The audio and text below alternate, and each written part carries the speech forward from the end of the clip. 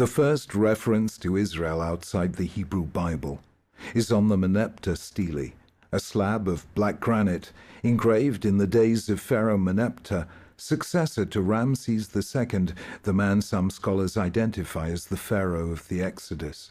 It says, "Israel is laid waste. Her seed is no more." The first reference to Israel outside the Bible is an obituary. Israel's enemies thought it was dead.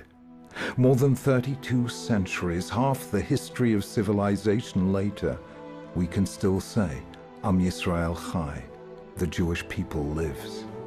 Not only Jews, but people like Blaise Pascal, Jean-Jacques Rousseau and Leo Tolstoy saw in this survival something miraculous, as if an invisible hand had written out of the lives of Jews across the generations a story about human possibility, about a journey from slavery to freedom across a great wilderness of space and time to a land of promise and hope.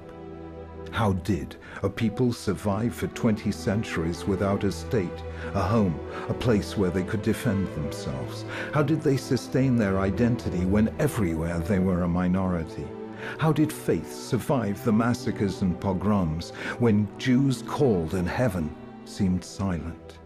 That's what astonished Pascal, Rousseau and Tolstoy before the 20th century. But today, the question is so much deeper. How could a people ravaged by the Holocaust survive that trauma and put their faith in life again? How could a nation that had not known independence or sovereignty for 2,000 years take it up again? How could they, with so little, build a land, a state, a society, a culture that has achieved so much? How, under constant threat of war and terror, surrounded by enemies pledged to their destruction, could they sustain a free and democratic society in a part of the world that had never known it? Create an economy with outstanding achievements in agriculture, science, medicine and technology, produce a culture rich in art and music, poetry and prose? How, out of the most diverse population, could they shape an identity?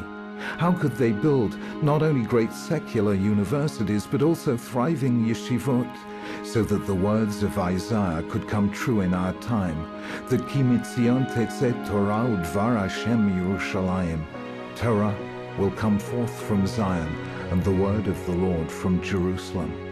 How, so soon after the nightmare, could they realize so many dreams? Somehow, in ways I don't fully understand, the Jewish people has been touched by a power greater than ourselves, that's led our ancestors and contemporaries time and again to defy the normal parameters of history.